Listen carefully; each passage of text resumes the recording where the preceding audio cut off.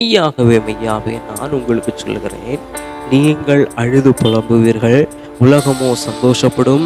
நீங்கள் துக்கப்படுவீர்கள், ஆனாலும் உங்கள் துக்கம் சந்தோஷமாய் மாறும். அப்போ கிறிஸ்துவினால் தெரிந்து கொள்ளப்பட்ட பிள்ளைகளுக்கு, அவருடைய இரத்தத்தினால் கழுவப்பட்ட பிள்ளைகளுக்கு என்ன இருக்குதுன்னா, உலகத்திலே போராட்டம் உண்டு, துக்கம் உண்டு, புழம்பல் உண்டு, எல்லாமே இருக்குதுங்க இந்த உலகத்துல. ஆனா இது எதுவரை இருக்குதுன்னா, இந்த ஜீவன் இந்த உலகத்திலிருந்து பிரியற வரதான் இருக்குது இந்த வேதனையும், இந்த துக்கமும், இந்த போராட்டமும், இந்த சோதனையும். ஆனா உலகத்துல உள்ளவங்கள பாருங்க, தங்கள் துன்மார்க்கத்தனத்துல சந்தோஷமா இருப்பாங்க, தங்க பாவம் செய்கிறதுல சந்தோஷமா இருப்பாங்க, அவங்க செய்கிற எல்லாவற்றிலும் மகிழ்ச்சியை பார்ப்பாங்க. ஆனா அந்த சந்தோஷம் என்னத்தை கொண்டு வருதுன்னா, ஆத்துமாவுக்கு மரணத்தை கொண்டு வருகிறது.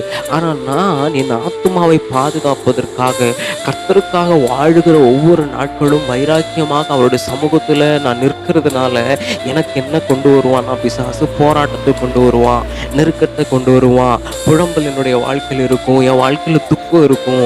ஆனா அந்த துக்கங்கள் எல்லாம் ராஜா வரும்போது சந்தோஷமாய் மாற்றுவார். அந்த அந்த இடத்துல என்ன இல்லைன்னா, கண்ணீர் இல்லை, கவலை இல்லை, ஒன்றுமே இல்லை. அவர் தான் எனக்கு நித்திய வெளிச்சமாக இருந்த கண்ணீரெல்லாம் துடைப்பாரு.